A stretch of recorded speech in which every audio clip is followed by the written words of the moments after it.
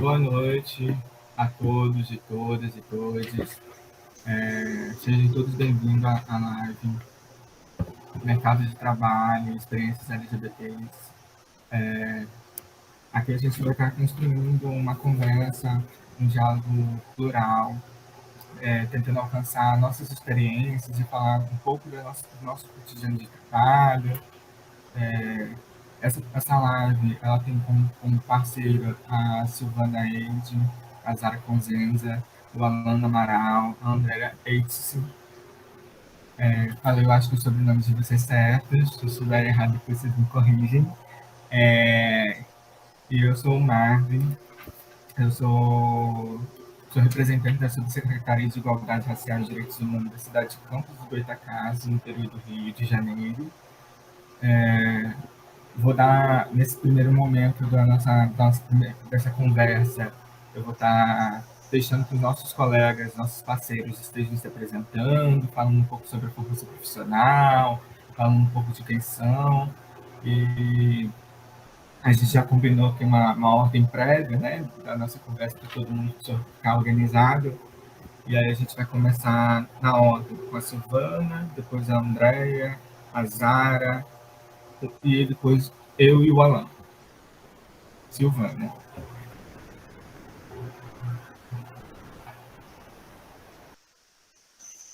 Silvana, seu áudio está fechado. Pessoal, boa noite. Meu nome é Silvana. Eu faço parte hoje de um coletivo chamado Mães da Resistência. Já trabalhei em outros coletivos, né, por 5 anos já, como mãe de LGBT. Então, eu sou aqui do Rio de Janeiro, capital, e trabalho junto com outras subcoordenadoras e com a nossa coordenação estadual.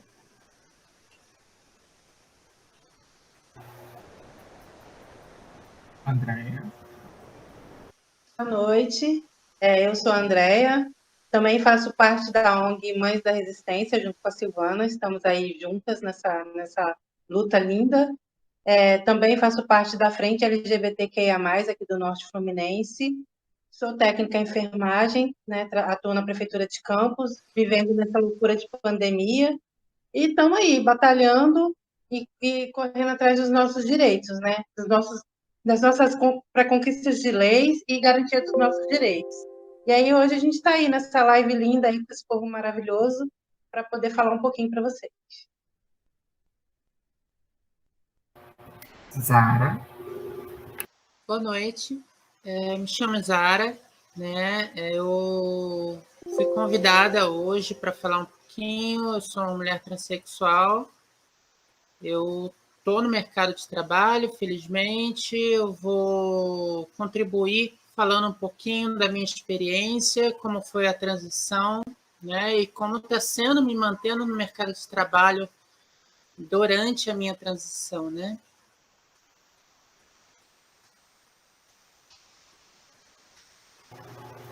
Obrigado. Alan. Boa noite a todos, a todas, a todos. Eu sou Alan, eu sou pedagogo, eu sou educador, também trabalho com cursos, palestras e trabalho com consultoria de desenvolvimento, paralelamente ao meu trabalho na área de educação, já há alguns anos, né? Há 20 anos, atendendo também ao mercado corporativo. Então, nesse trabalho de educação, ele envolve um trabalho prioritariamente junto, a partir da pedagogia Waldorf, né? E no mercado corporativo, trabalhando com consultoria de desenvolvimento, então, tendo a oportunidade de lidar com o desenvolvimento de organizações não governamentais e empresas, nos mais variados segmentos. Nos últimos anos, eu priorizei trabalhar com empresas nos segmentos de saúde e de educação, por uma questão de realização pessoal. E as áreas dessa consultoria de desenvolvimento passam por desenvolvimento de projetos, então projetos que envolvem certificações de qualidade, padronizações de processo, né?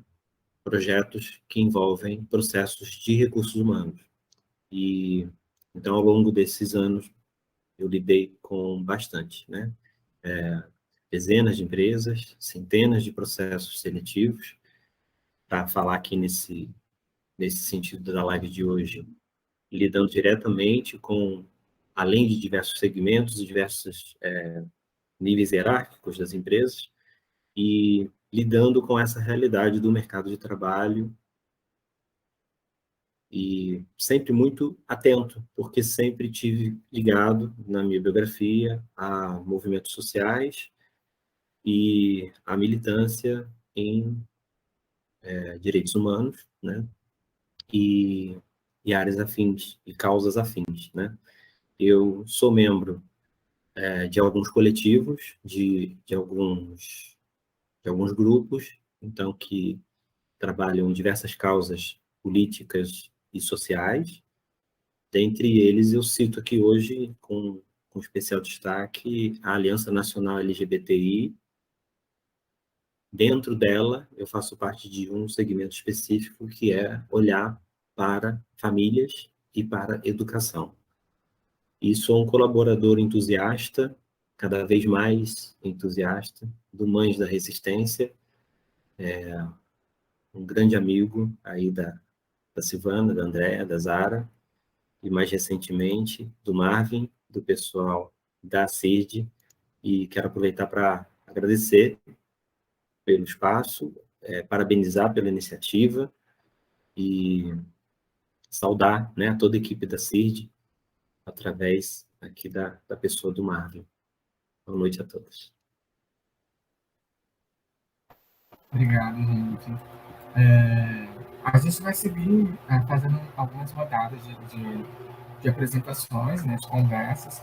Nesse primeiro momento, a gente vai fazer em 10 minutinhos, 10 minutinhos, de 5 a 10 minutinhos de fala para cada um, falar aquilo que gostaria de falar sobre o mercado, sobre a sua experiência no mercado de trabalho, como que para vocês perceberem o mercado de trabalho para vocês e para outras pessoas que são pessoas LGBT, pessoas que não estão no mercado de trabalho. E aí a gente começa com a Silvana e depois a gente vai seguir.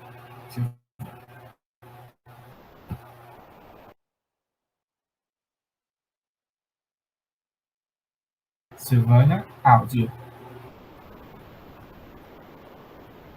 Eu sempre faço isso, gente.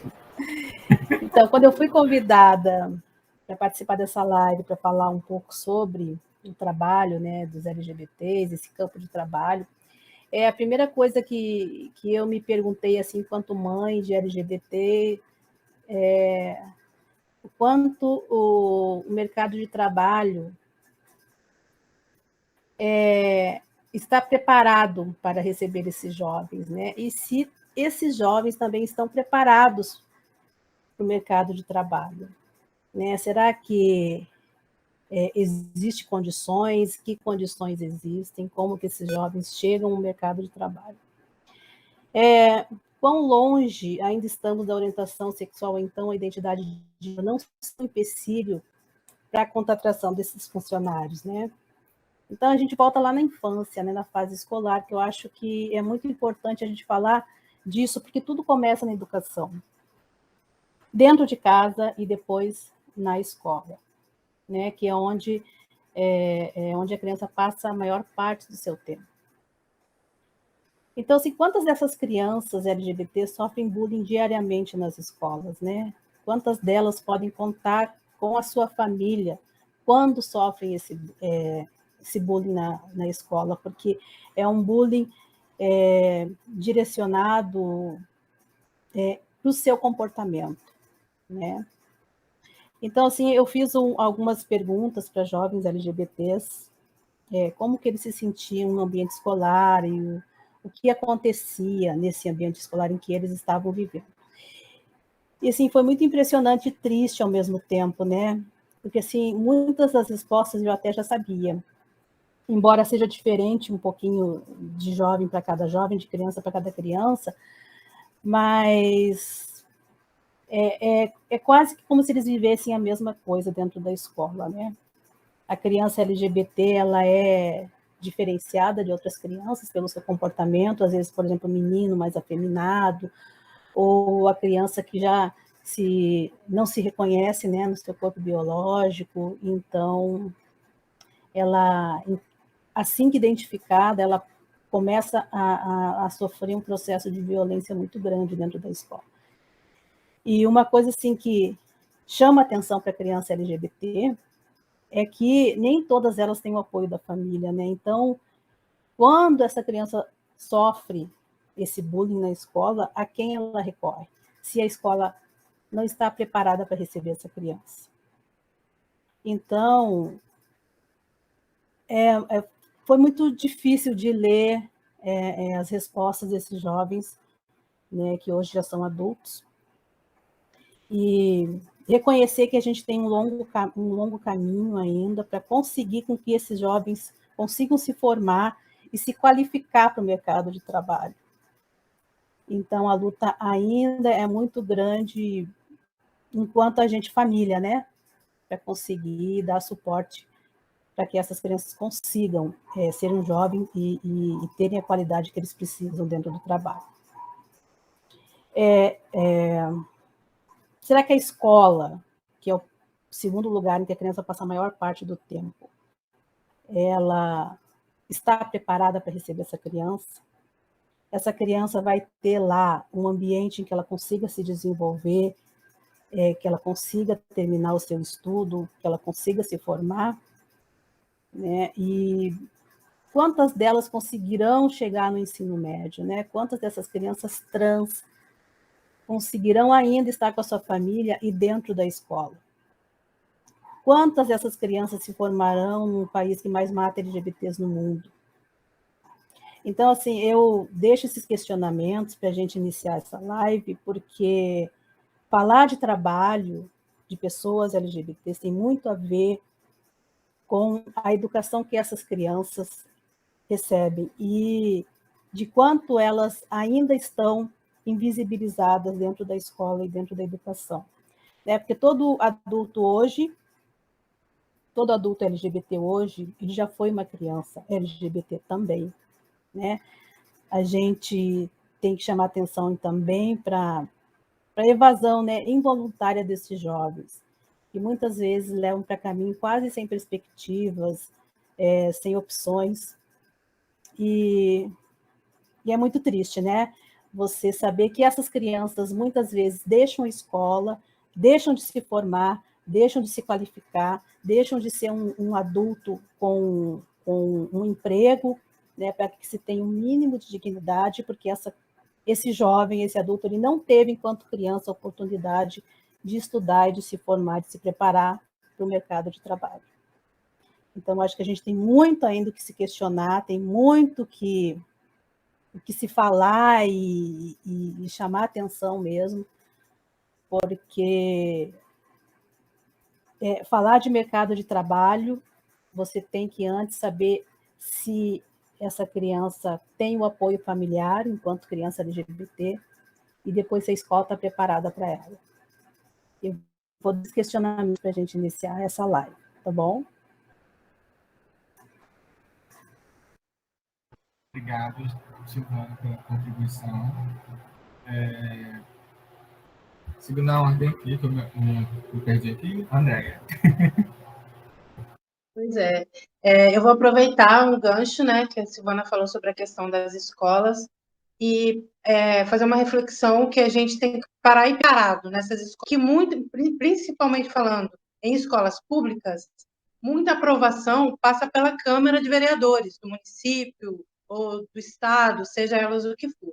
E aí a gente tem que tentar procurar se informar o que está acontecendo na Câmara, quais são as leis que estão sendo criadas, o que está sendo proposto, né? E aí eu já faço uma provocação aqui, porque nós tivemos uma sessão ordinária nessa semana na Câmara Municipal e em pauta estava para se falar sobre a questão de eleições de diretores de escolas.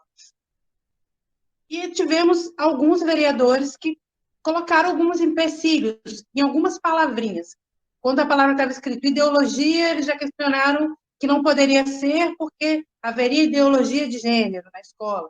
Então, já criaram uma polêmica em cima disso, né?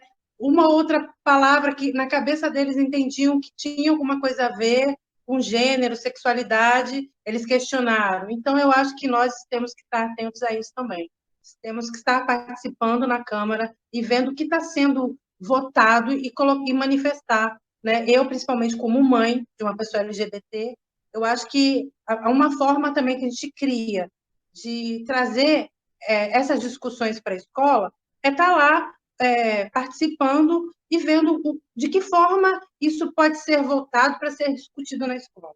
Porque não adianta só a gente, como sociedade civil, o poder público, saber da importância desses assuntos na escola e da importância de criar um ambiente acolhedor na escola, se depende, muitas vezes não depende da gente, depende do legislativo.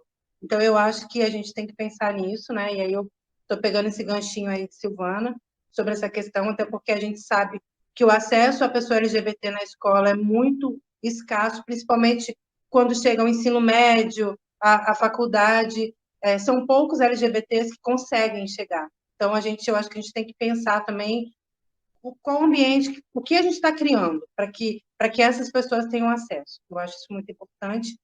E aí eu acho que, passando, né, a questão da escolaridade, aí vem a questão da empregabilidade. E aí eu fico pensando como esses jovens conseguem chegar, ou se conseguem, né?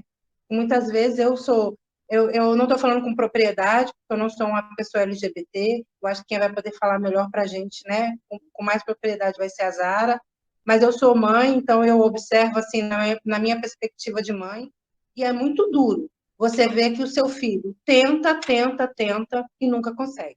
E que muitas vezes a chance que um outro jovem tem em relação a ele, só por ele ser uma pessoa LGBT, é 5, 6, 10 vezes maior. Né? Então, quando a gente fala ainda de uma pessoa trans, aí a gente para e pensa, né? Qual maior a dificuldade ainda que essa pessoa vai enfrentar e enfrenta. E eu sei, porque a gente passa por isso aqui em casa, e eu fico observando e pensando nas mulheres trans, principalmente, porque meu filho, ele é um homem trans, então eu acho que já é um pouquinho difícil para ele, mas para uma mulher trans é muito mais. E aí a gente vem várias, se a gente for abordar, vem várias coisas em relação a isso. E envolvendo a mulher trans, nem todas têm o acesso, ou financeiro, né, que muitas famílias têm, né? E eu acho que meu filho ele é um privilegiado por conta disso, porque graças a Deus a gente tem um pai que consegue, né, mantê-lo na escola, mas nem todos têm. Né? E quando a gente fala, ou manter fora do ambiente de trabalho, tem como, mas quando a gente pensa nas mulheres trans, eu trago um questionamento muito grande, principalmente para o município de Campos, que muitas mulheres trans elas são apedrejadas, mas ninguém dá oportunidade de trabalho para elas. Ninguém abre a porta para elas trabalhar, ou uma empresa emprega elas. E aí o que sobra, geralmente, para a pessoa se manter e viver ou sobreviver, é a prostituição, né? Que eu acho que a gente tem que abordar isso, porque isso é muito forte aqui em Campos, acontece muito. E aí eu acho que a gente tem que voltar o nosso olhar e o nosso cuidado para essas meninas que estão lá na rua se arriscando porque muitas vezes não tem uma família que acolhe, não tem ninguém que estende a mão, e elas precisam sobreviver. E, ao mesmo tempo, aquelas pessoas que apedrejam elas por elas estarem ali na rua, ganhando a vida delas, muitas vezes são quem vai lá e utilizam do serviço que elas oferecem. Então, eu acho que a gente passou da hora de a gente ter esse olhar muito voltado e pensar de que forma a gente pode ajudar essas profissionais do sexo que diariamente estão colocando sua vida em risco e, por única e exclusivamente, não ter oportunidade. Elas não têm oportunidade. Essa é a verdade. E quando tem, e aí eu vou falar um pouquinho do Pink Money, né? Que é as empresas que contratam, né? Tem aquela coisa da diversidade, que é muito bonito, que a gente vê lá na televisão, porque a empresa tal, ela contrata LGBT, porque ela acredita na inclusão. E a fachada? É tudo fachada. Porque são empresas que se utilizam dessa pauta, que é uma pauta que está em alta, para poder ganhar visibilidade. Mas, de inclusive, elas não têm nada, né? Elas fazem uma contratação ali de uma semana, porque dentro dos contratos, né, da oferta, que eles dizem, mas a gente tem que oferecer uma vaga para um LGBT e tal, uma empresa, né, tem que oferecer o protocolo e tal, mas ela pode oferecer uma vaga temporária, necessariamente ela não tem que assinar a carteira dessa pessoa. E essa vaga temporária, muitas vezes, é de uma semana. Eles contratam a pessoa com uma semana para trabalhar. Geralmente, a vaga temporária é agora, no final do ano. Porque nós estamos precisando. Mas como está precisando, essa pessoa só vai lá e trabalha uma semana. Eu tenho um caso de 2 pessoas que, assim, eu participei e que isso é muito sério. Porque, assim, eu acompanhei todo o processo dessa pessoa, inclusive de vir falar para mim, nossa, consegui um emprego na empresa tal, né? Vou trabalhar na loja tal, e eu estou muito feliz, é um emprego temporário, mas eu acho que vai abrir para que a gente possa ser contratado. Não foi. Essa empresa contratou essa pessoa por uma semana, e quando essa pessoa entrou com toda essa perspectiva, acho que no primeiro dia, né, uma pessoa, um gerente chegou e falou, olha, você está aqui porque eu sou obrigada a contratar. Então, você vai ficar aqui porque eu sou obrigada. Então, de início, essa pessoa já teve esse baque, de saber que ela só estava ali porque a empresa tem um protocolo de contratar uma pessoa LGBT, porque ela tem que mostrar para a sociedade que ela faz um trabalho inclusivo. E não faz, né? E foi frustrante porque a pessoa ficou uma semana na expectativa de conseguir ser contratada e não foi. Então, eu acho que a gente também tem que... Porque eu mesmo, né, como mãe, eu fico bastante animada quando eu vejo, nossa, na loja tal está contratando, nossa, não sei o que, no mercado tal tem um processo inclusivo, né? Ele trabalha com a diversidade. E aí, quando você vai ver, é só fachada. É só fachada. Eu acho que a gente tem que pensar nisso e a gente tem que procurar, de fato, não só estar lá vendo ali na propaganda que é muito bonitinho, que está passando na televisão, mas, de fato, procurar ver quais empresas são inclusivas de verdade, né? E acho que nós, quanto ONG, né, quanto movimento, dá valor a essas empresas que, de fato, são inclusivas e deixar claro as que não são. Porque eu acho que é a vida dos nossos filhos que está ali, né? Eu estou falando como mãe, e eu fico pensando assim, o meu filho está batalhando pra caramba atrás de emprego e não consegue, e todo mundo fecha as portas para ele. E, além disso, eu fico imaginando, né, e já ouvi falar, já pesquisei, que tem um outro processo para a pessoa trans, né?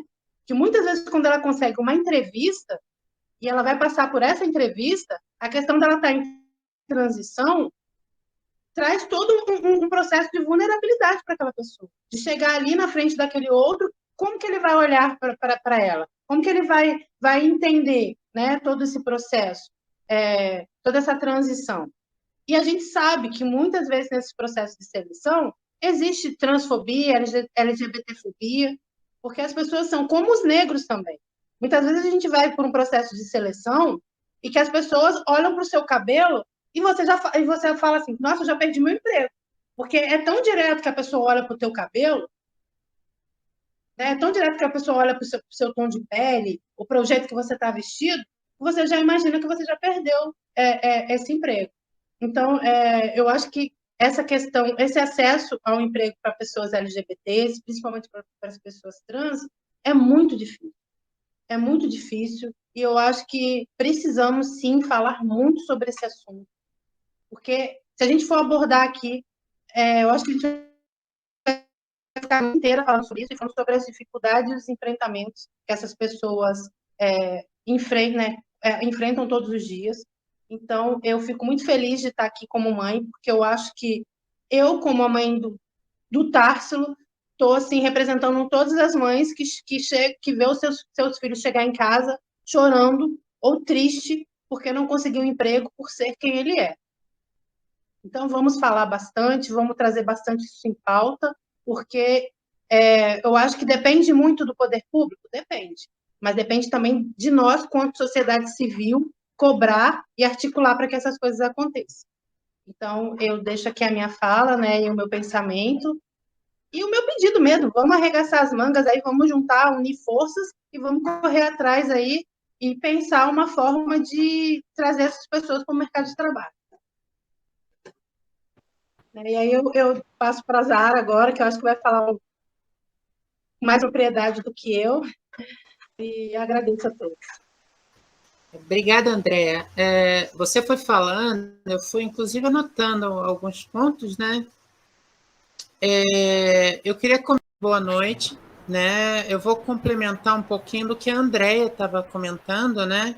Começando com a palavrinha meritocracia.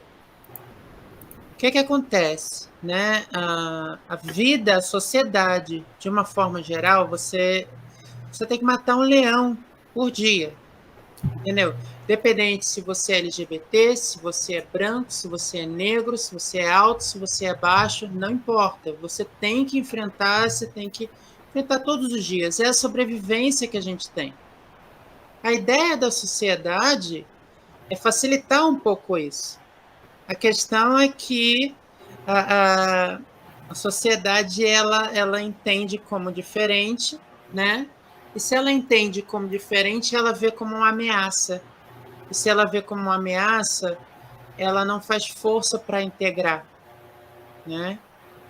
Então, falando um pouquinho da minha vida, né, da minha carreira profissional, antes de mais nada, eu vou colocar aqui que eu prefiro não falar, né, aonde que eu trabalho, né? Mas eu sou funcionária de uma empresa há quase 12 anos, uma empresa que presta serviço logístico aduaneiro, né? O meu cargo é analista de gestão e desempenho. Eu basicamente faço acompanhamento orçamentário, controles de contas de custeio, né? E eu tenho 6 anos de transição e 12 anos, quase 12 anos na empresa. Quer dizer, com mais ou menos 8 anos na empresa foi quando eu comecei a minha transição. Eu oficializei para a empresa com quase 2 anos. E eu passei esses 2 anos, inicialmente, achando que eu seria demitida, né? Mas por que eu passei esses 2 anos já, né, introjetando que eu seria demitida? Porque eu vivia num cenário da época em que, vamos dizer assim, eu tenho 6 anos de transição, quer dizer, eu estou dizendo há 4 anos atrás, e eu vivia num cenário em que quem assumisse, né, a transexualidade, eles davam um jeito, né, um problema que não incomodava num determinado momento, de repente passava a incomodar, né, uma questão que, de repente, é comum, é um problema, de repente, mas que é comum a outros colegas, né? De repente, aquilo ali passa a incomodar em você e não a outros, né? Então, eu tava praticamente nesse cenário. E eu fui afortunada, de uma certa forma, porque quando eu oficializei, as empresas elas já tinham começado a correr atrás em relação a essa questão da diversidade, né? Mas aí vem aquela primeira pergunta, né? A diversidade, então as empresas estão com uma preocupação social? Sim e não, né? As empresas estão com uma preocupação social, mas já existem estudos, né? Já existem provas de que você ter uma empresa mais diversa, né? Em que você tenha mais diversidade, em que você tenha mais diferenças, né? Em que as pessoas saibam lidar com as diferenças, né, do próximo, é uma empresa que tem mais lucro, é uma empresa que tem mais agilidade de sair de uma crise, né? Algumas empresas hoje em dia, principalmente empresas menores, elas naturalmente vão ter mais problemas, né, para perceber isso. Mas cada vez mais as empresas estão percebendo que a diversidade ela é positiva, né? Então basta que você tenha tempo e dinheiro para isso. Porque uma coisa é você desenvolver uma equipe tecnicamente. Você paga um curso, você paga uma palestra, né? A gente está falando aqui não é de um desenvolvimento técnico, a gente está falando de desenvolvimento organizacional.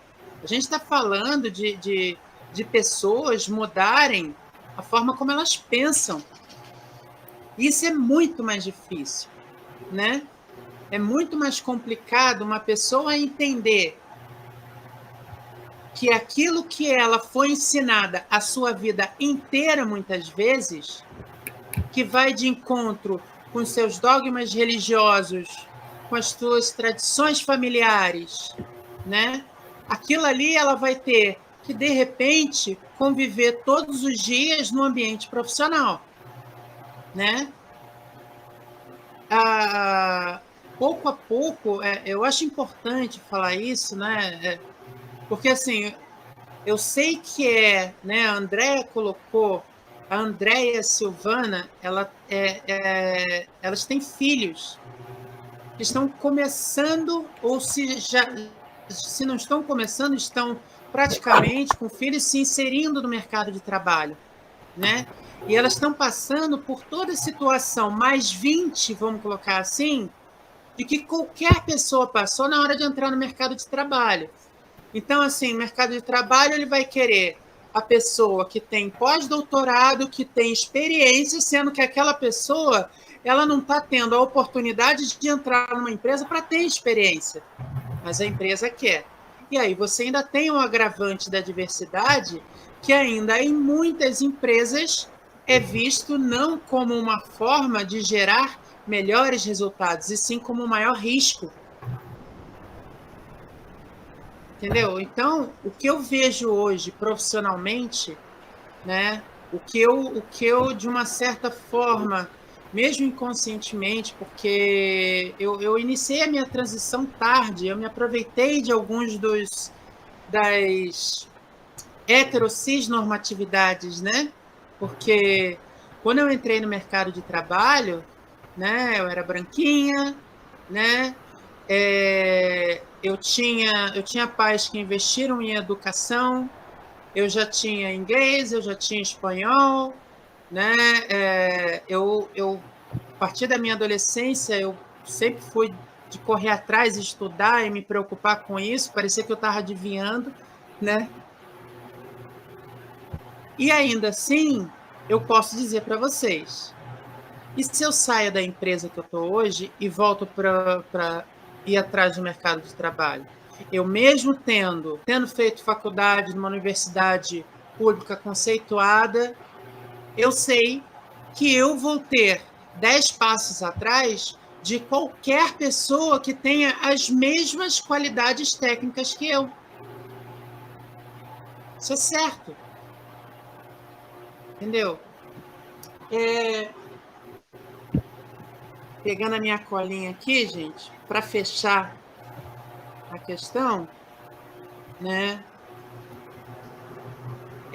Só para fechar, eu gostaria de tratar em 3 momentos a vida de uma pessoa que vive essa situação, né? Um LGBT que está nessa questão do mercado de trabalho. A Silvana, ela tem um foco muito grande na questão da educacional, né?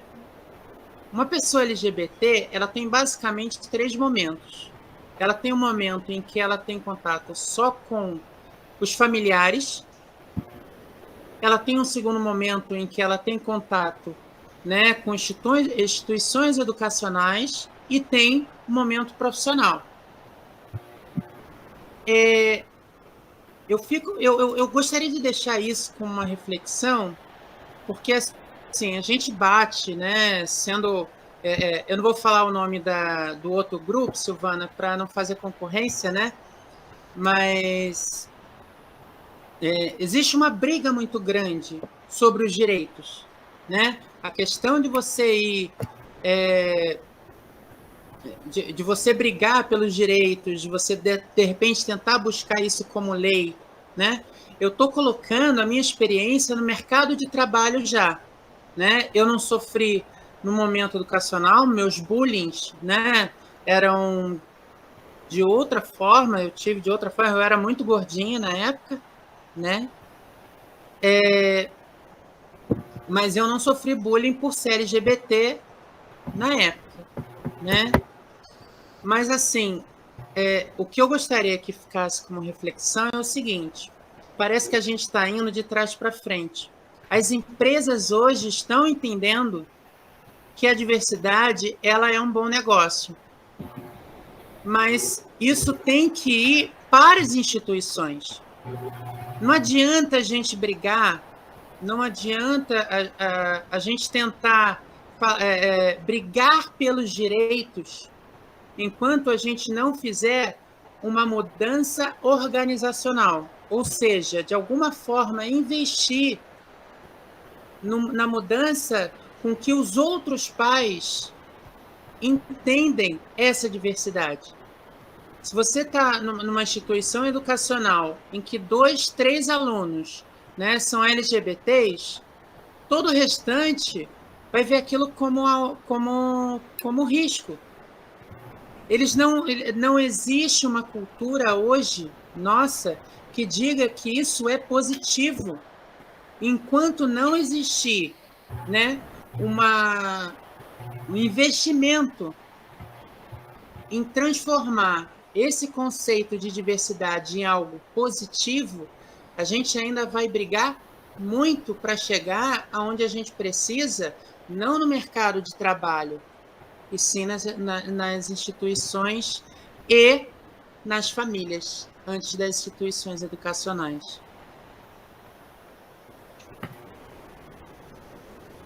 Obrigado, Zara. Alan.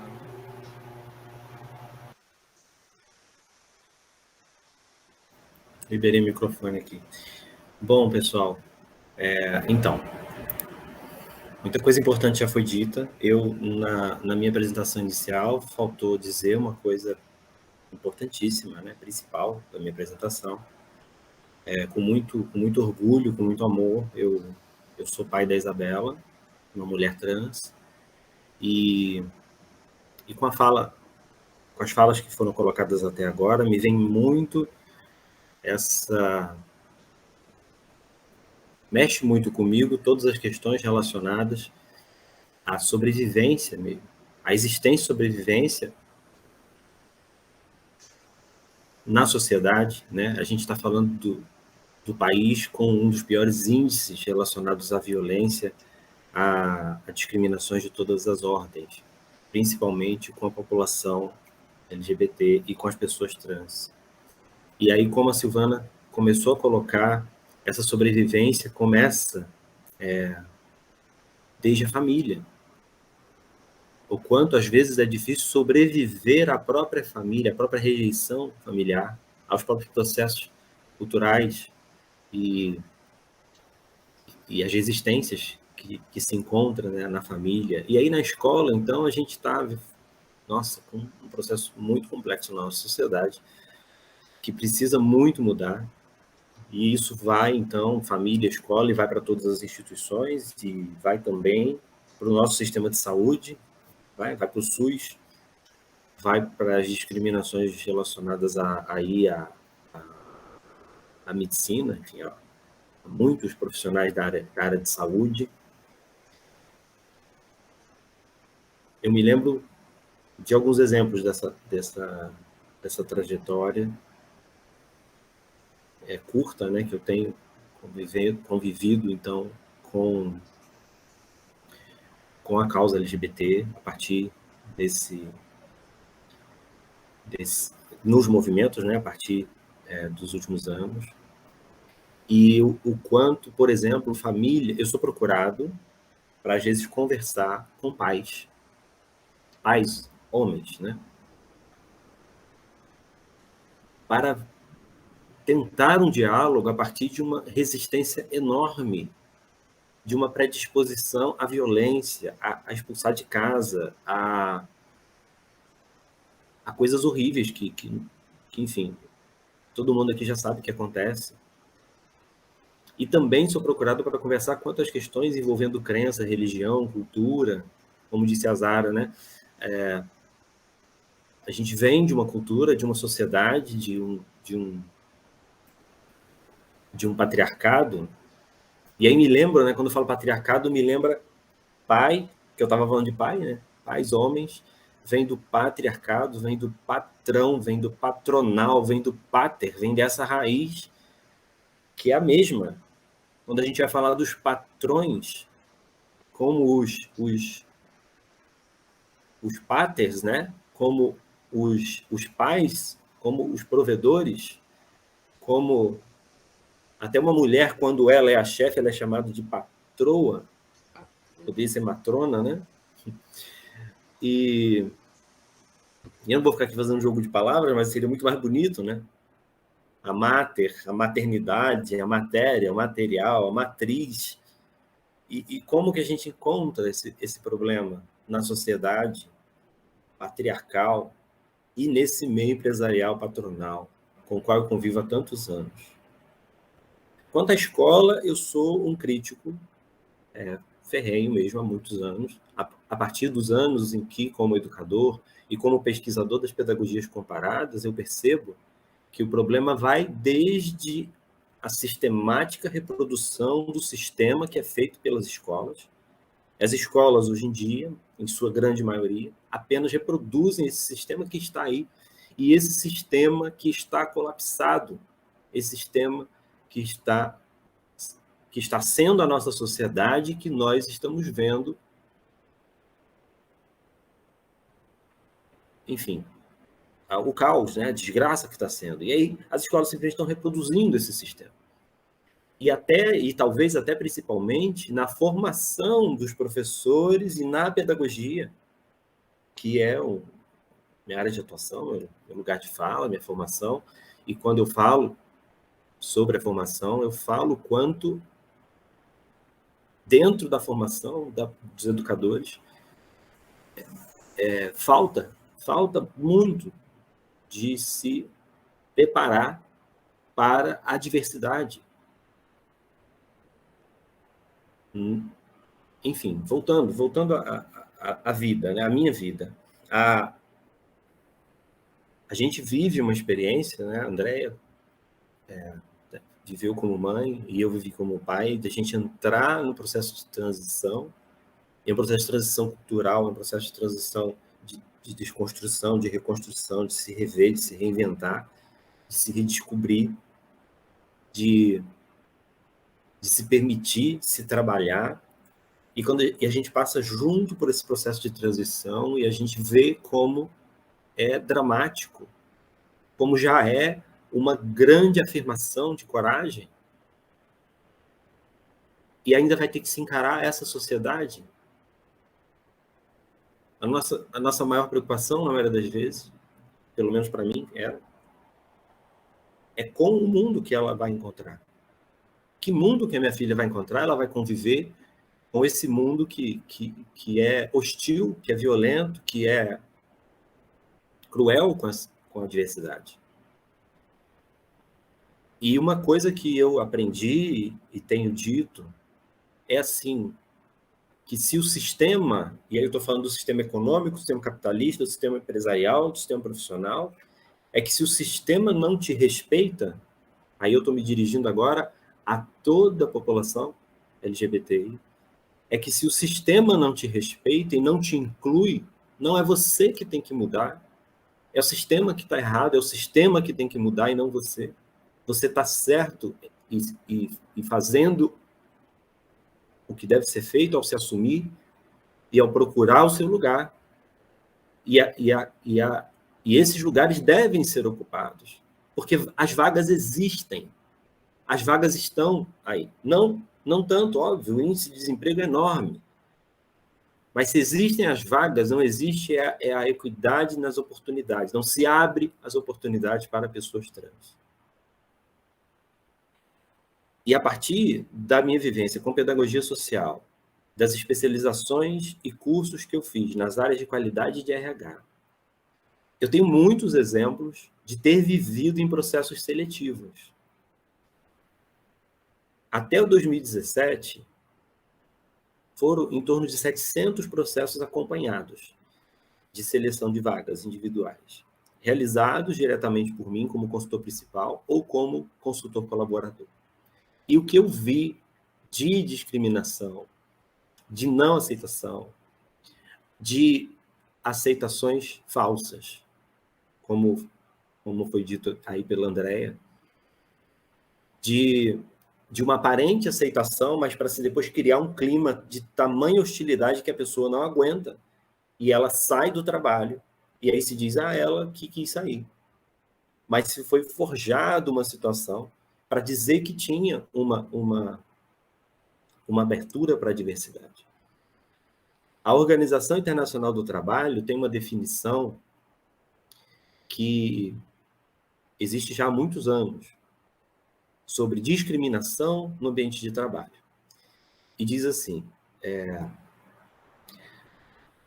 a discriminação é definida como qualquer distinção, exclusão, preferência baseada em raça, cor, sexo, religião, opinião política, extrato social, origem social, ou qualquer outra característica que tenha o efeito de anular ou impedir a igualdade de oportunidades e tratamento no emprego ou ocupação. E existem outros itens, né, de um relatório da OIT, que se der tempo eu vou comentar aqui hoje. Esse relatório é de 2003, baseado em textos de 98, que são fundamentados em declarações que são da década de 60. E esse relatório de 2003 conclui que as coisas só estavam piorando. E eu pergunto para vocês, de 2003 para cá, melhorou ou piorou? Foi ainda pior do que o que esse relatório apresentou? Eu devo reconhecer que tivemos muitos avanços. Da minha opinião, tivemos muitos avanços sociais, principalmente em governos anteriores, com políticas mais inclusivas.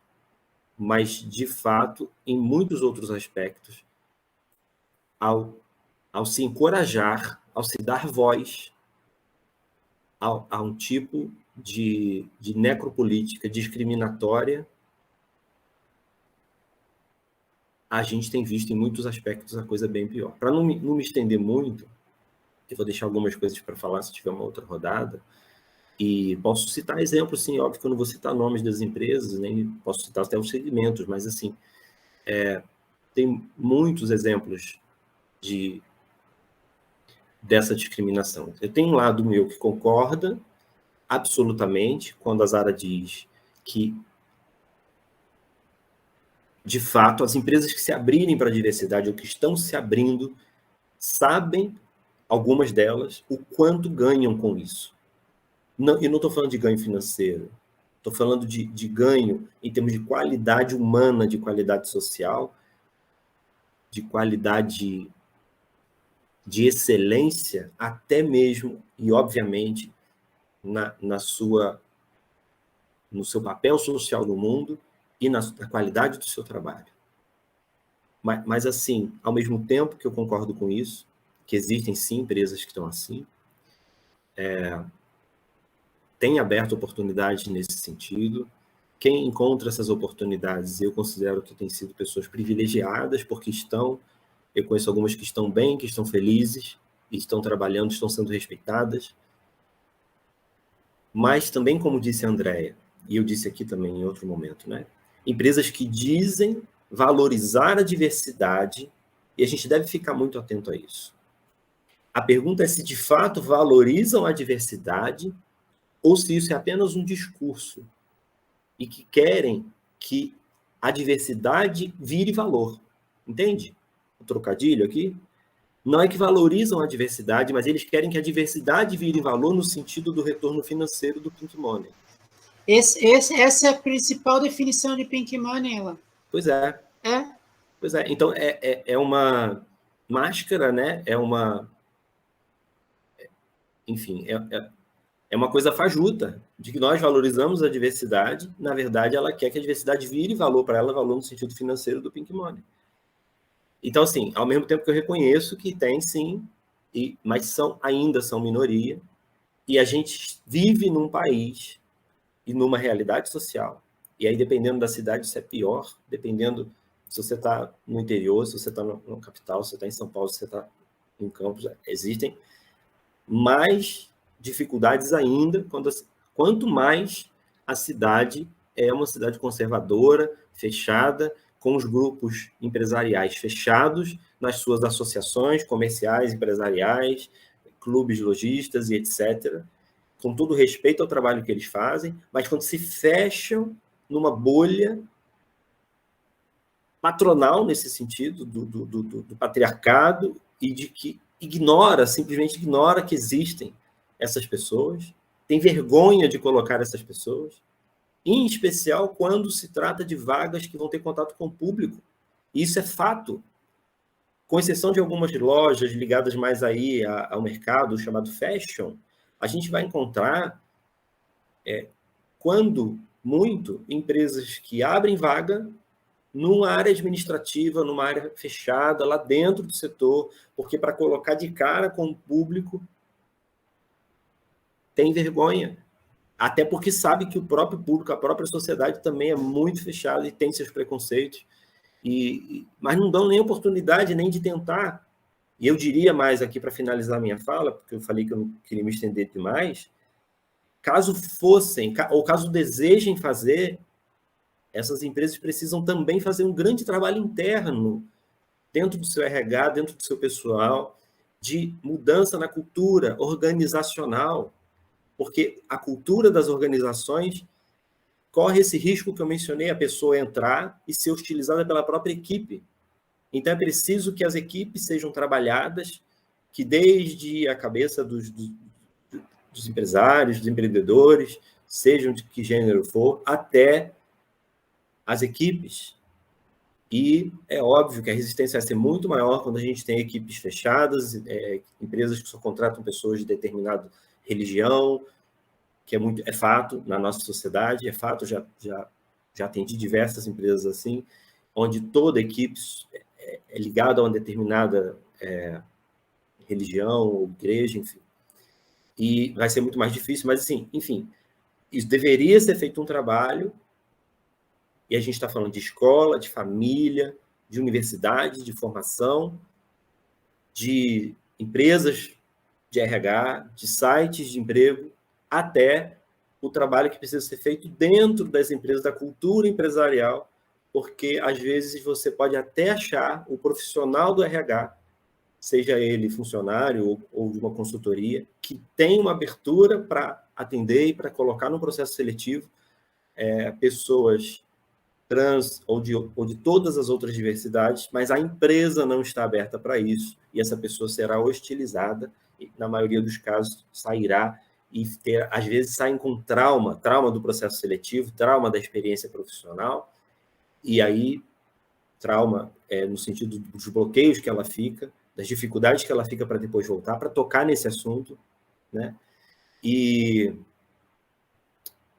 enfim, eu digo que a falta de representatividade nos espaços, nos locais, não é culpa, não está vinculada à incompetência ou à inexistência das pessoas e da necessidade delas trabalharem. A falta de representatividade está num sistema que precisa mudar, e essa mudança ela é muito grande, muito estrutural.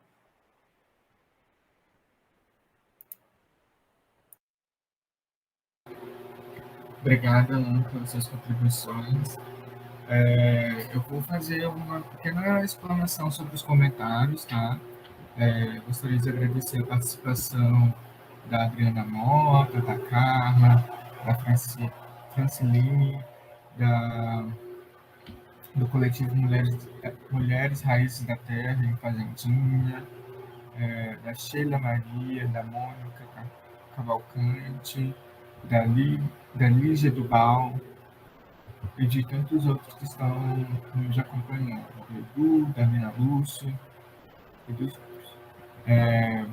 Gostaria também de aproveitar para reforçar que a gente teve um primeiro momento da live que, infelizmente, tivemos um problema técnico e ela foi dividida em duas partes. Então, caso você esteja assistindo depois do vídeo gravado, peço que você procure no canal da CID a primeira parte para você ouvir as contemplações da Silvana e da Adriana, da Andrea, perdão. E nesse segundo momento a gente teve a primeira explanação da Zara e agora do Ana. Eu queria pontuar algumas coisas que eu anotei que eu acho que seja interessante para a gente pensar juntos nessa construção coletiva. E aí eu não vou direcionar mais do que cada um falou, mas vou tentar contextualizar para até a gente aproveitar mais o tempo. A gente falou sobre várias questões que eu julgo ser importante, mas antes eu gostaria de primeiro falar da onde estou falando, né? Eu sou o Marlon, sou um homem preto, sou gay, sou psicólogo, psicopedagogo, sou colaborador da Secretaria de Igualdade Racial e Direitos Humanos da cidade de Campos dos Goytacazes. Estou enquanto coordenador e colaborador de uma chefia de atendimento a políticas públicas voltado para violações de direitos humanos, dessa mesma subsecretaria.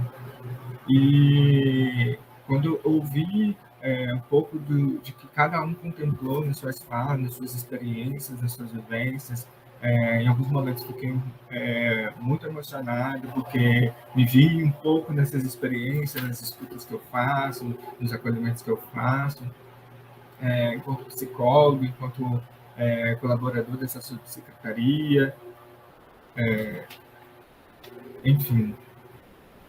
Uma coisa que eu acho muito, muito importante, muito bacana de estar frisando é que a gente falou de uma maneira muito plural e muito, muito franca sobre machismo, sobre o racismo, sobre o sexismo, sobre a LGBTfobia, sobre o classismo, sobre o patriarcalismo, mas principalmente a gente falou sobre discriminação e preconceito ainda no mercado de trabalho, né? Em pleno 2021, a gente ainda está falando sobre dar oportunidades àquelas pessoas que precisam do acesso ao trabalho, de uma dignidade, né? Acesso ao trabalho é uma coisa que está colocada dentro da categoria dos direitos humanos, né? Direito a trabalho, direito ao lazer, direito à cultura, direito à saúde, educação. Durante a minha formação profissional, né, eu sou psicólogo, sou psicopedagogo, eu tive o prazer e a excelência de ter pessoas LGBTs dentro da minha turma, dentro da minha sala de aula, né? Mas isso, concordo com o que foi também exposto aqui, isso é muito pequeno para a grandiosidade das pessoas que estão na rua, estão fazendo seus corres e ainda não tiveram a oportunidade de ter acesso às universidades, sejam elas públicas ou particulares, né? Entendendo também que quando a gente acessa ao campo universitário, o jovem, principalmente o jovem LGBT, ele tem um outro problema, né? A permanência dentro desse espaço universitário, né? Muitas vezes os cursos nas universidades privadas ou públicas são de maneira integral e esse jovem ainda precisa trabalhar para custear sua moradia. Às vezes eles vão para outras cidades, outros estados, para tentar conseguir acessar esse campo acadêmico, né, que são as universidades. E, em contrapartida, eles precisam trabalhar, eles precisam comer, eles precisam minimamente fazer, como algumas pessoas conhecem o ditado, das tripas ao corações, né? Fazer mais de 2 vezes aquilo que uma pessoa que teve um privilégio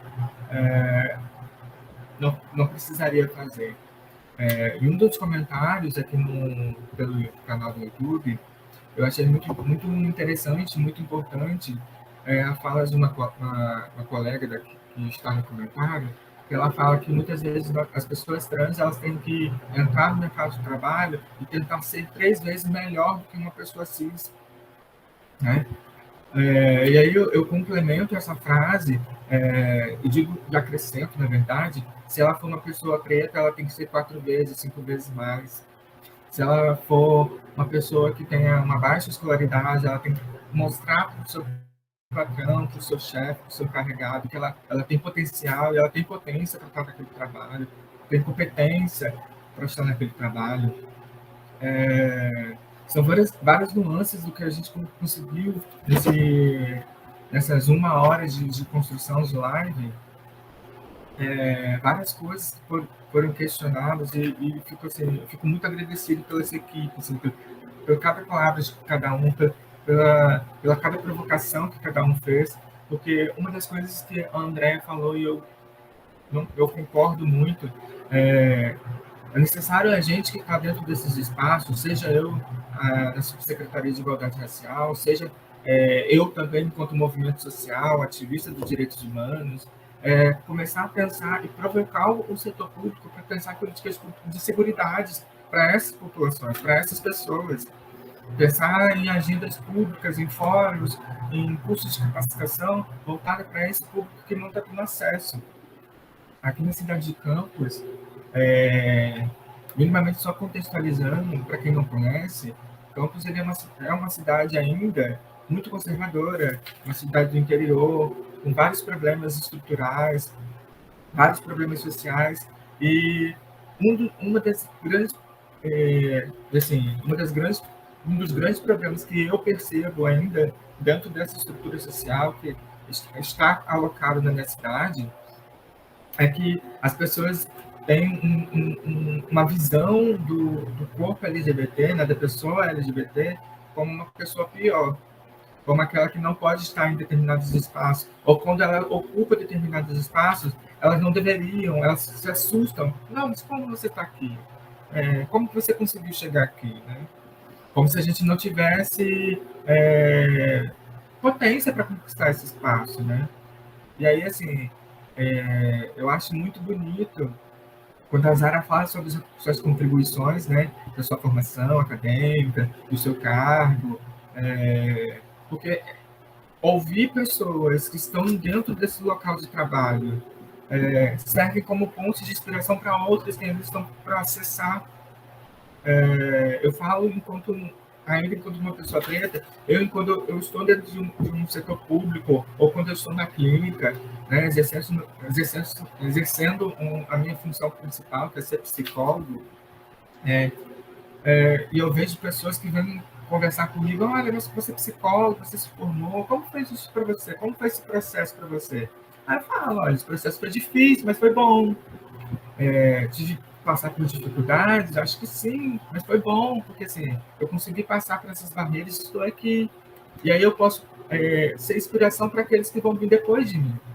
Né? E eu acredito que a Zara também vai ser inspiração para outras mulheres trans, para outros homens trans, se explicarem que, olha, é possível a gente conquistar o espaço do trabalho, é possível a gente fazer uma formação profissional, se especializar, é possível a contribuição dos pais, né? Que aí a gente tem o Alan, a Andréia aqui, motivando, incentivando, dando apoio emocional, apoio financeiro, na medida do possível, né? Das nossas realidades. É possível contar com a resistência e, se não, o grito de guerra da Silvana lá no coletivo das Mães Resistência, representando, gritando, ir na rua, brigando. Se tiver que bater o dedo na cara de alguém para defender os direitos daqueles, eu acho que é desse lugar que também fala do ativismo, né? E eu, de novo, me coloco, eu também sou ativista, ativista dos direitos humanos, e uma coisa que a gente falou, mas de uma maneira muito transversal e muito entre as linhas, eu acho que esse espaço, mesmo ainda sendo mediado por uma tela, ele é um espaço também político, onde que a gente pode fazer minimamente garantias, né? A de garantir a fala da Zara ecoar em outros espaços, ter acesso e esse conhecimento ser partilhado em outros espaços, a fala do Alan, da Andréia, enquanto representantes aí paternos, da paternidade, da maternidade, a fala da Silvana, enquanto aquela que está lá todos os dias brigando, falando, olha que a gente tem que pensar nos nossos filhos, sim, mas a gente tem que pensar também que eles têm direitos, tem que ter seguridade, tem que ter acesso, tem que ter uma educação de qualidade, ele tem que ter a mínima condição para poder entrar no mercado de trabalho, se manter, construir sua família, enfim. E aí, assim, eu fico, nesse primeiro momento, assim, muito honrado, muito feliz e agraciado por ter ouvido tudo que foi exposto aqui. E encaminhando, a gente vai fazer mais uns 10 minutos, porque a gente já está com um horário de 8h30, para também não ter uma coisa muito extensa. E entender também que a gente vai ter um outro momento, a gente vai ter um novo encontro, né? Por essa plataforma, né, que nos une. Eu gostaria de pensar e deixar a reflexão de que o corpo LGBT é um corpo ainda importante, né? Ele é um corpo que importa, ele é um corpo que é político, mas ele é um corpo que é visível às pessoas, né? Nós, corpos LGBTs, as pessoas nos veem nas ruas, nos veem nos bares, nos veem nas universidades, nos veem nos shoppings, nos veem em diversos lugares. E aí eu gostaria de provocar os 4 colegas que estão aqui, no sentido de a gente pensar junto o que nós temos feito para acolher as pessoas LGBTs no mercado de trabalho. O que a gente tem provocado, o que a gente tem pensado em fazer para acolher essas pessoas dentro do mercado de trabalho. E aí eu faço essa provocação e dou a minha resposta. A primeira coisa que eu penso nesse mercado de trabalho é minimamente estender a mão e ajudar aqueles que estão mais próximos. E aqueles que estão longe, eu consigo criar rede e pontos para que eles também consigam subir junto comigo. Isso é muito da filosofia africana chamada Ubuntu, que nós somos o que nós somos. Né? Então, se eu estou onde eu estou, é porque anteriormente teve outras pessoas que conseguiram subir degraus, conseguiram lutar por mim, para eu chegar onde eu estou aqui. Então, eu sempre fico com alguns amigos da psicologia e da psicopedagogia, que se eu puder, sei lá, estender a mão, fazer uma orientação, indicar alguém para fazer um trabalho, eu vou fazer. Por que não? Por que eu não irei fazer, né? Daí eu deixo essa provocação, aí cada um responde da maneira que se sentir mais confortável. E aí eu vou só pedir que a gente tente ser um pouco sucinto nessa provocação para que a gente consiga terminar em um horário ainda possível para a gente, tá bom? E aí a gente vai seguir na ordem, né? Silvana, depois a Andréia, a Zara, o Alan, e a gente faz depois a fechada. Silvana. Então, eu acho que é isso aí, né? Eu acho que a gente tem que trabalhar esse positivismo, né, da pessoa LGBT, como a Zara mesmo falou. E eu acho que a gente tem que resgatar também, enquanto pais de LGBTs e os próprios LGBTs, a gente resgatar a autoestima. E ter consciência de que a gente faz parte dessa sociedade também, né? Nós estamos inseridos nela. Nós temos nosso valor e a gente tem que fazer com que esse valor ele cresça cada vez mais, né? Através da união, como você falou, fazer essa rede de apoio, essa rede de reconhecimento entre a gente, entre os pais, entre os filhos e entre a própria sociedade. Eu acho que é aí que vai acontecer a mudança, a gente conseguir furar essa bolha. Seria isso. Andréia. Então, Marvin, sobre a sua provocação, eu também estava pensando assim, qual a minha contribuição, né, para que os LGBTs estejam no mercado de trabalho. E eu penso que, assim, diretamente, a gente acaba não contribuindo, né? Muitas vezes a gente quer vê-los no mercado de trabalho, mas a gente acaba só brigando, achando difícil, mas, de uma certa forma, a gente não contribui diretamente para que essas pessoas estejam. Uma coisa que não foi diretamente ligado ao funcionário, mas sim às empresas, é que no grupo que eu participo, a gente tem pensado muito sobre a questão do empreendedorismo LGBT em campus. E aí a gente tem brigado bastante para que para que a gente dê oportunidade também para quem empreende, porque são pessoas que dão oportunidades para LGBT, geralmente. Então, eu acho que a gente tem conversado muito isso. Se a gente gosta de frequentar alguns espaços, por que não esses espaços de empreendedores LGBTs? Né? Então, eu acho que o pouco de contribuição que eu dei foi em relação a isso, mas eu acho que também nós estamos aqui, né, estando aqui hoje, a gente já está aqui mostrando que a gente quer contribuir e que a gente quer mudar. Nós estamos aqui falando sobre isso porque a gente percebe que precisa de uma mudança, então eu acho que também é uma forma de contribuição. E aí eu deixo porque a gente deixou várias provocações, várias reflexões, e hoje eu vou deixar um aviso, né? E eu falo assim, o Alan, o Marvin, que mora aqui também em Campos e sabe o quanto vivemos numa cidade conservadora, então a minha forma de falar é um aviso, que eu sou mãe e eu estou aqui nessa batalha justamente para criar essas mudanças e para ver as oportunidades acontecendo. Então, eu não sei se vai ser fácil ver, né, isso acontecer, mas que eu vou lutar para isso. E eu tenho certeza que, junto com os meus parceiros que estão aqui, de militância, de causa, de ativismo, a gente vai lutar, porque, assim, eu não quero terminar a minha vida sem ver os nossos filhos sendo doutores, sendo engenheiros, né, sendo aquilo que eles querem ser. Né? Eu não quero terminar minha vida assim. Se eu vou conseguir, não sei, mas eu vou batalhar até o final para que isso aconteça.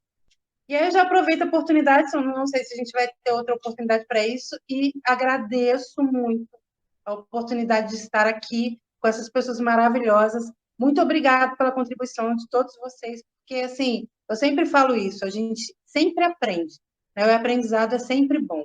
Então, eu agradeço, Marvin, a você e a Subsecretaria de Igualdade Racial e Direitos Humanos pela oportunidade e por estar levantando nessas questões e dando oportunidade para que a gente fale. E agradeço a todo mundo que esteve aqui com a gente até agora e um beijo de luz em todos vocês.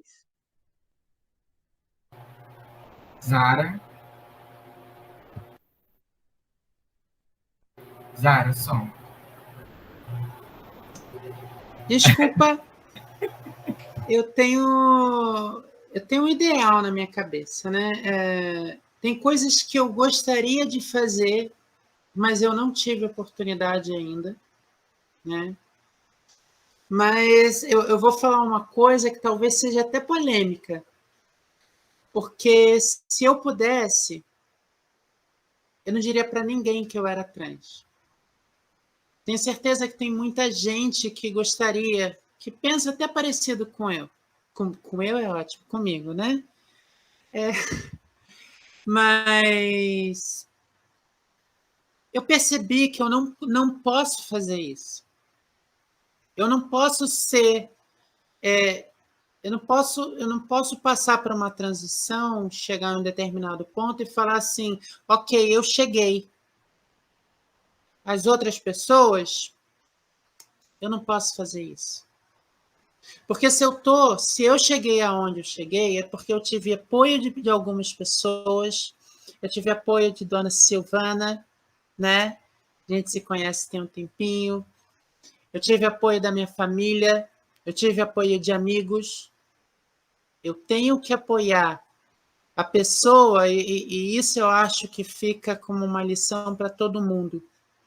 Porque se você deu um passo para frente, pega aquela pessoa que não deu um passo e traz para dar um passo só.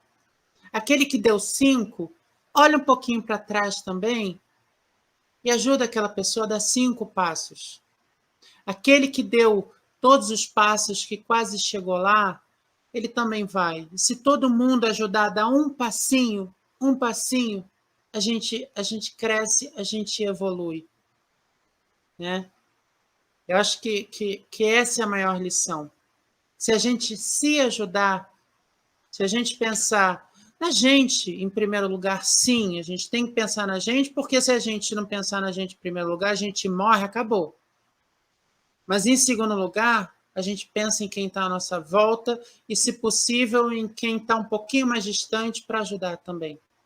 Né? Eu sempre quis dar aula. E é uma coisa que um dia eu ainda vou fazer.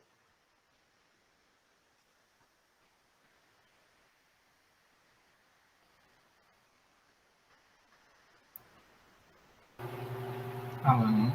Sara, você concluiu com uma frase tão linda que ficou assim, você não falou tchau, você concluiu com uma frase tão linda.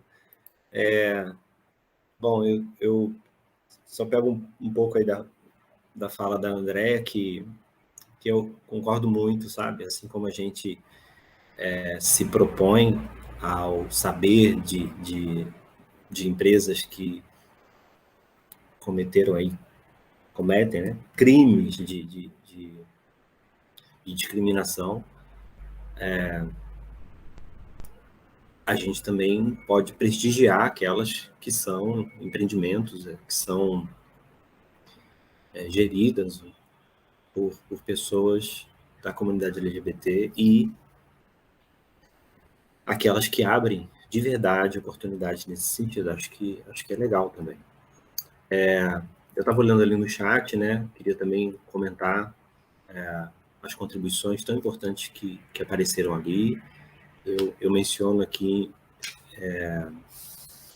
a Carla Costa e a Adriana Mota colocaram bastante coisa importante nessa temática, quando fala do banheiro nas empresas, do nome social, né? Eu vi em algumas empresas que não dava para colocar o nome social na recepção, por exemplo, clínicas, empresas na área de saúde, e quando dava para colocar, o sistema permitia, ele entrava como boas práticas, ou seja, não era obrigatório, não era necessário para dar andamento no processo de atendimento, perguntar o nome social, era apenas uma boa prática não estimulada, e estava ali, como dizem, para inglês ver, né? Sobre a importância de cursos, sobre a importância do respeito das equipes e das empresas em valorizar e atender a pessoa pelo nome social. É importante também, foi falado de pensar nas interseccionalidades, né? Pessoas trans, negras, com deficiências. E assim, o que eu tenho a dizer é que todos ganham com a eliminação da discriminação no trabalho. Todos ganham. As empresas, a sociedade. E aí, na provocação do Marvin, a gente tem pensado em agir, a gente tem pensado em fazer novas lives, a gente tem se proposto a pensar isso em conjunto, né? Também encontros presenciais. E aí eu quero muito valorizar a importância do trabalho do Mães da Resistência no Brasil, no estado do Rio e aqui na região, e a parceria do Mães da Resistência com a Subsecretaria de Igualdade Racial e Direitos Humanos, que vai, com certeza, poder possibilitar tanta coisa interessante, tanta coisa boa. A gente pensa que temas que podem ser trazidos em outras oportunidades, sejam lives, encontros, cursos, sejam presenciais, enfim, ou online, que fale sobre mecanismos de estratégia, inserção e sobrevivência no mercado de trabalho, sobre orientações jurídicas com especialistas, né, em relação a toda a legislação e todos os direitos, para que se saiba a partir de que base se pode requerer, se pode brigar.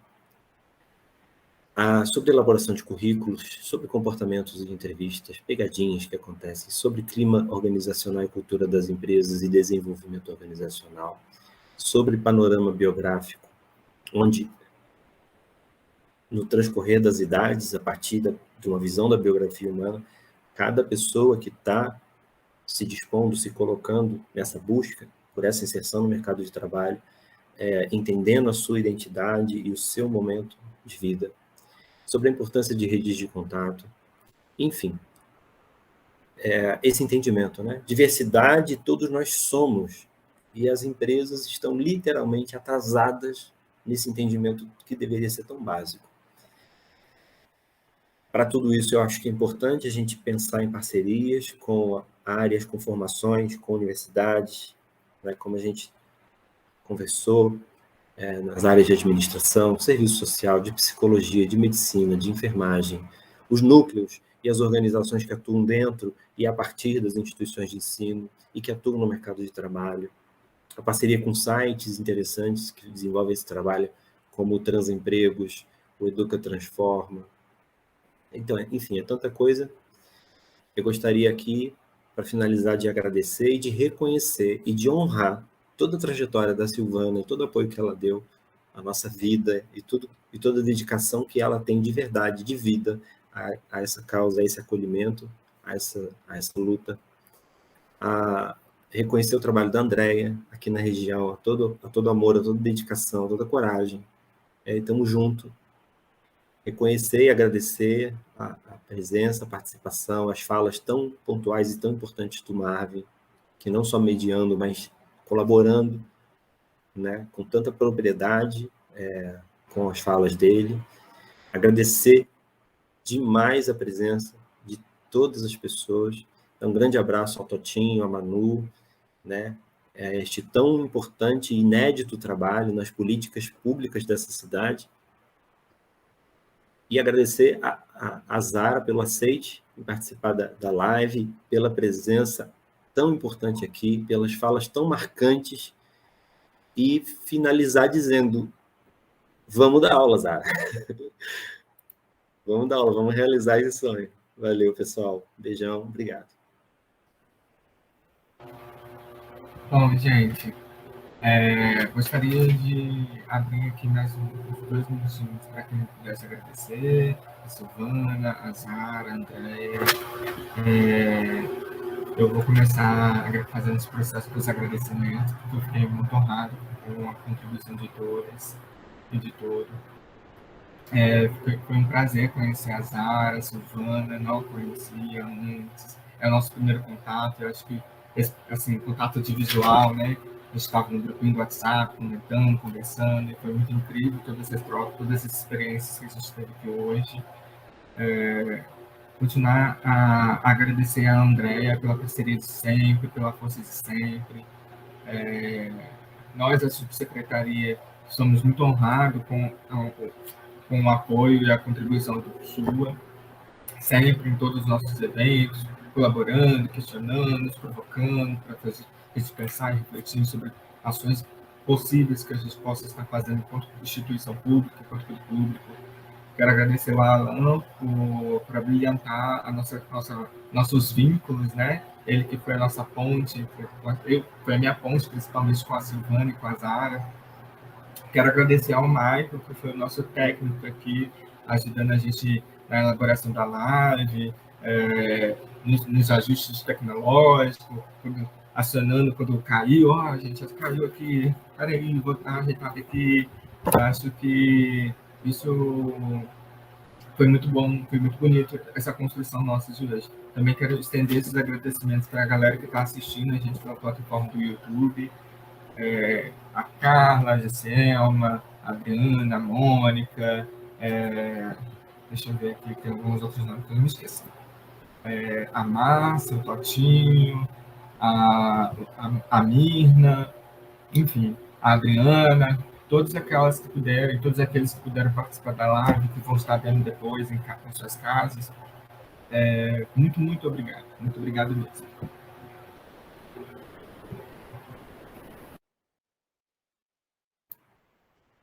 Valeu, pessoal. Tchau, tchau. Obrigado, Maicon. Tchau, galera. Abraços. Abraço, gente. Tchau, tchau. Tchau.